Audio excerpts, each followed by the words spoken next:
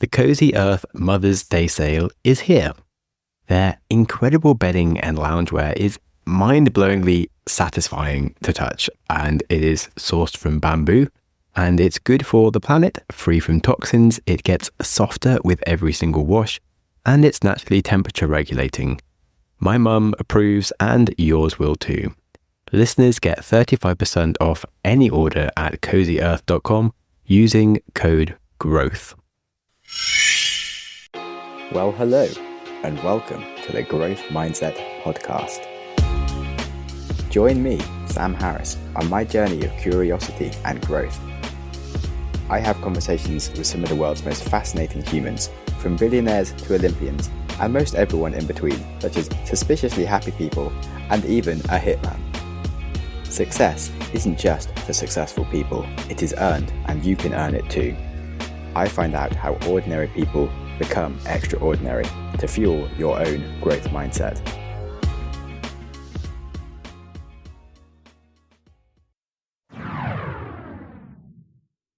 Well, hello. Today we have Peaches Golding, OBE, on the podcast. She is the Lord Lieutenant of Bristol, which is a very interesting title for a very interesting character. She is first and foremostly just a truly incredible lady who has done some brilliant things with her life, which led to her becoming the Lord Lieutenant of Bristol. In this episode specifically, we discuss the fascinating system in Britain of titles and how you win them. We've had some incredible humans on the show who are sirs and dames or officers of the British Empire. We find out what that means, and Peaches teaches me how one might end up receiving such an award from the Queen herself. Now, as Lord Lieutenant, she also organises things like royal visits and has the delightful task of writing to the Queen when occasions require it.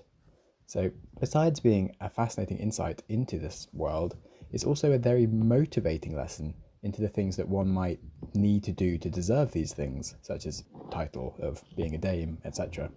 So I think having goals of improving the world are really good, and having this lesson from Peaches about like the sort of insights you need to make them happen and just being inspired to like stand up for what you believe in to make a difference was really, really useful. And so I hope that this inspires all of you maybe to raise your own ambitions to do something of value yourself, or perhaps to elect someone that you know who is making a difference for the recognition that they deserve. And on that note, let's just crack on with the episode. So I've kind of followed some of the things you've been doing and then saw that you kind of now Lord Lieutenant was like, what the hell does that even mean? And sounds awesome. So I kind of partly wanted to know what that means first, and then to kind of backtrack into some of the other things of how you got there and stuff. Okay, very good. Many people do not know what a Lord Lieutenant is. The full term is Her Majesty's Lord Lieutenant. And there are 98 people like me in the United Kingdom and Northern Ireland who are the personal representatives of Her Majesty in our county. So that's really great fun because it enables us to connect the palaces and 15 or so working royals across 5 different palaces to our city, and also our city back up to those palaces. So what does it mean in practice? It means I do fun things like organize royal visits. So anytime there's a royal visit, there is a Lord Lieutenant behind pulling the strings and making those connections. And some of those can be because the particular royal wishes to come to the area. And others of those are because the Lord Lieutenant asks a member of the royal family to come for a reason. So we also work on the Queen's agenda, and that could be national honors, all those people with 3 letters or so after their names.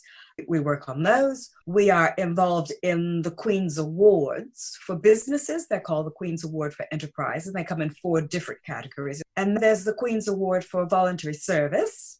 So we do that. But because Her Majesty has such an enormous impact on our society, we're involved in all sorts of other things. The courts, for example, are the Queen's courts. So any magistrate, and of course magistrates try 95% of cases that come before the law, we're involved in the swearing in of those magistrates. We likewise carry out citizenship services.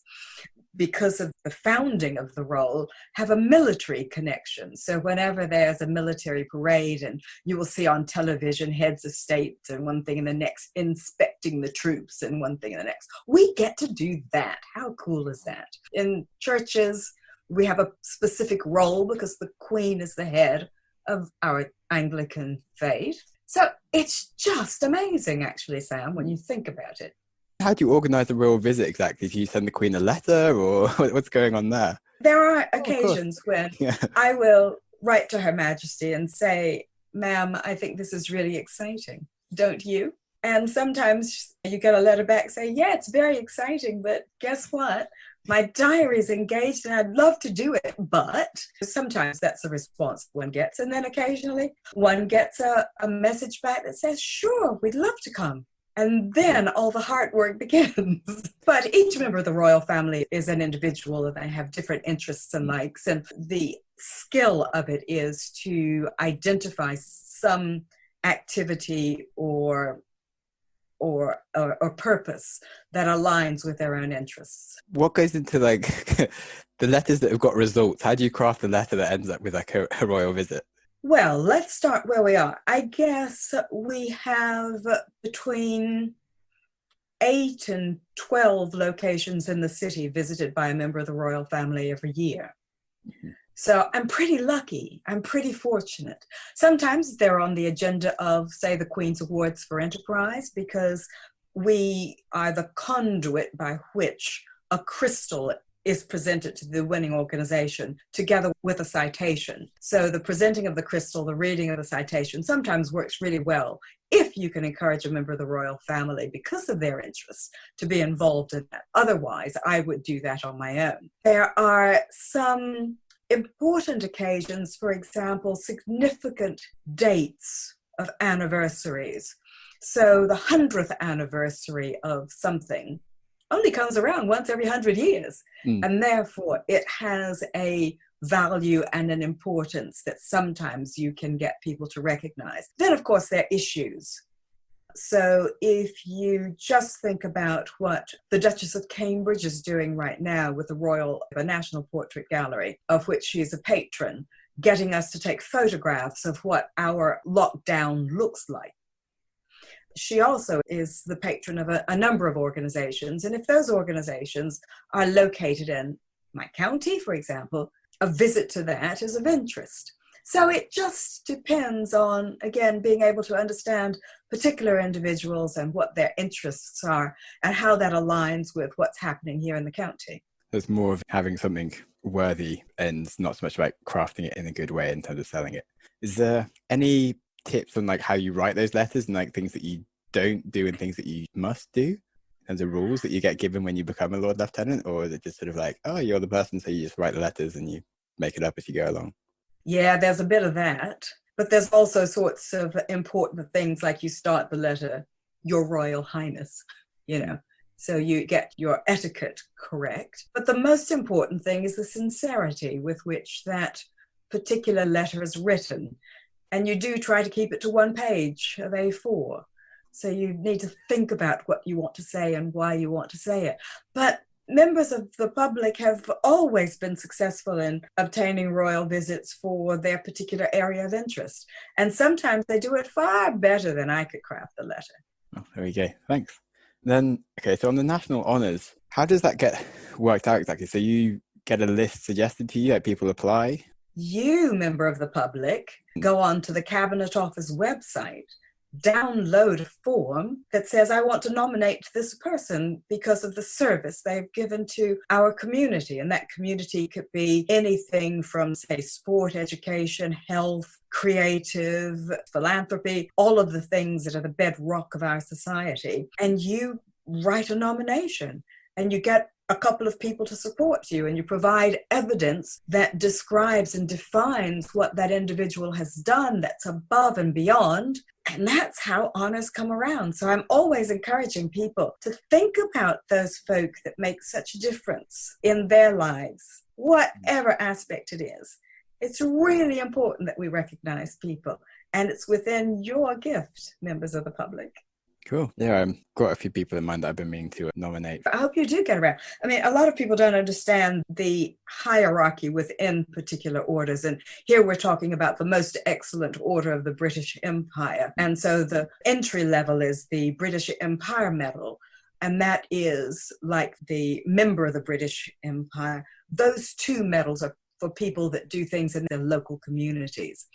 Then you get the officer of the Order of the British Empire, and that's the one I have. And that's for work that's done over a geographical region. And then the next one is a commander, and that's for people that do things on a larger regional national basis. And of course, we all know about sirs and dames, and those are people that do national and international work. So, there's all degrees of award that are made twice a year. That makes much more sense to me now. Glad I asked. That's right. So that wonderful Captain Sir Tom who walked up and down in his garden, well, he was made sir because raising £33 million for the National Health Service, that's a national impact. Yeah, definitely. That was huge. Yeah, really loved what he was doing. I remember when he first started, I was running a thing called like Thrill Seekers Adventure Club for just doing kind of adventures in your own house, because you can't like go on a holiday or do anything silly. But I was like, well, you can kind of do adventures in your own home. And so I started doing things like I did a week of like press up challenges where I did like a challenge like every hour on the hour for a whole week. And that was horrible. Like I ate only porridge for a week just for like differences and make some memories and things. But yeah, he instantly became an honorary member of the club because of it. It was like, oh, he's doing cool stuff at home. And then he suddenly becomes famous. I'm like, oh, well, he kind of outgrew the club. Anyway, the Queen's Awards. How do they happen anyway? Businesses apply for the Queen's Award for Enterprise. And again, there's an application form that's online somewhere in the Cabinet Office. And they're in 4 different categories. They're in the category of innovation, does what it says on the tin. You've got a new product that's worthy of that level of recognition because of the numbers of sales that you've made or the difference that it makes to whatever else in the next, you can decide on that one. So there's innovation, there's international trade, again, what it says on the tin, sustainable development, and the last one is called promoting opportunities. And that's all around how it is we get people that are disadvantaged and distant from the workplace into employment. And for that category, and for surprisingly sustainable development, we're always looking for more applicants, because I think last year there were only 7 businesses awarded the Queen's Award for promoting opportunities. And I know there's more work than that going on in the country. Yeah, I was going to say, I know a few people doing cool stuff there. Yeah, that's it. So each one has a different set of criteria. For international trade might be over a particular time scale. So you might need to have increasing sales for 3 to 5 years, for example, whereas innovation might have a shorter time scale. But you've got to be a British-owned business, and you've got to employ, I think, at least 2 or 3 people. So they can really be quite small businesses. And I think about 90% almost are indeed SMEs that win these awards. And it's great because you can fly a flag, you put it on your logo, it's very motivational for your staff. You get to meet probably the Prince of Wales these days, because they do have a reception at Buckingham Palace pre-COVID. Don't know if they got one in this year before the lockdown. But yeah, it's a tremendous award to receive. Is it kind of a bit like with the OBE, someone else has to nominate, or is it you apply yourself for the work that you can apply yourself? Yeah. You don't need some external person to nominate you. And the same goes for the Queen's Awards for voluntary service. Again, an organization that uses the skills and resources of volunteers, and volunteers guide the way that organization works. Then, of course, they're eligible for that, and they, again, fill in a form. Cool. Okay, so how did you win your award? I think I was awarded in 2009 for services to minority ethnic communities across the Southwest. And it was in connection with some of the work that I was doing with private sector, public sector organizations to help them make connections in minority communities to increase employment, for example, to increase the promotion of people through those companies, to help them invest in minority community organizations, to get more businesses onto their supply chains. So yeah, that was my activity, my service. Back to the question of like, how does one become a Lord Lieutenant? Is it things like that promote you to being able to be eligible for taking this kind of job, or is it sort of anyone can apply as long as they are a sensible person when they appear, or do you have to have like the actual background and stuff? Well, it's interesting because Her Majesty expects between 10 and 15 years of voluntary service from her Lord Lieutenant. So it's quite a commitment, not just in time, but also in resource. So what are the qualities and what is one looking for, and how does one become a Lord Lieutenant is all, those are very good questions.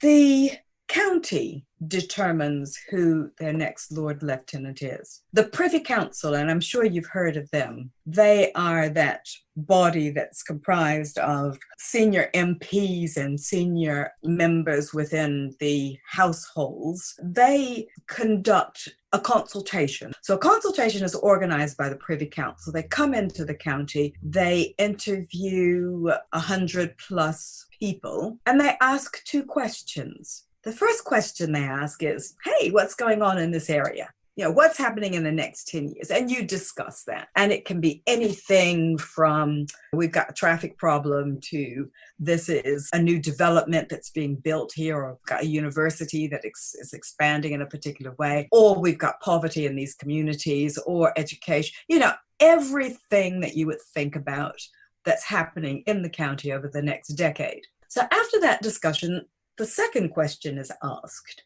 and that is, who is best placed to lead the county over that period of time? So names bubble up in that discussion. And the people that contribute to it come from civic and social and military and religious and community and business and all sorts of sectors.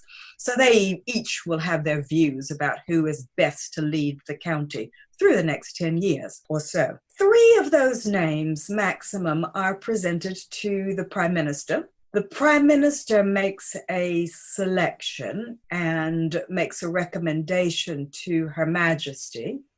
And if Her Majesty is pleased, one is appointed.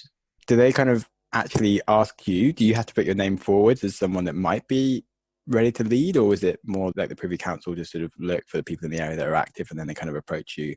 Well, it all arises from that consultation. So I went to the consultation. I was ready to answer the questions. I had the people in mind that I thought would be good. And having gone through my discussion, I was asked whether my name should be put into the ring. And it was funny because the person conducting it said, how about you? And of course, I'm American. You can tell that by my accent. I thought the question was, and how are you? And so I said, I'm very fine, thank you. And the response came back, that was not the question. The question was, do you want your name to be thrown into the ring? So I said, well, how much time do I have to make a decision? Because, this is monumental. It's life-changing, literally. So I was told I had 2 weeks to make a decision that would affect the next decade of my life. So I came home and I discussed it with my husband. I discussed it with the children and the extended family and this one, that one, and the next, and consulted various people that I knew would know what this role is about. And yeah, I agreed. Well, you got a 30% chance. That's really quite small in life. That's amazing. If you hadn't even thought about it at all, it's like a complete life shift change in a pretty radical way. Absolutely. And when you think about it, pre-COVID, I did 12 to 18 events, activities, meetings every week. Wow, that's too many. Do you not feel like you're slightly overstretched and that perhaps you could have gone for a part-time Lord Lieutenant instead of full-time? Yeah, have they ever done job shares? There's not a job share available. But what we do know is we have to be fairly secure in what it is that our county wants and be able to read that quite well. And in a place like Bristol, we're really a very tiny county, and we know each other very well, and everything is in touching distance. So it's possibly different from, if you have a large footprint of a county, people less well. But in Bristol, we know each other fairly well. We're a city that likes to see its leaders. Definitely. Been really fascinated with what you've been up to. Well, the pleasure's mine. Thank you for asking me. Thank you. Not at all. And yeah, I'll promote some people that I know about for OBEs and Green Awards, because they've done some really cool stuff, and hopefully become someone worthy of getting a Queen's Award myself one day. It's a good goal to have. I hope you enjoyed the episode as much as I did.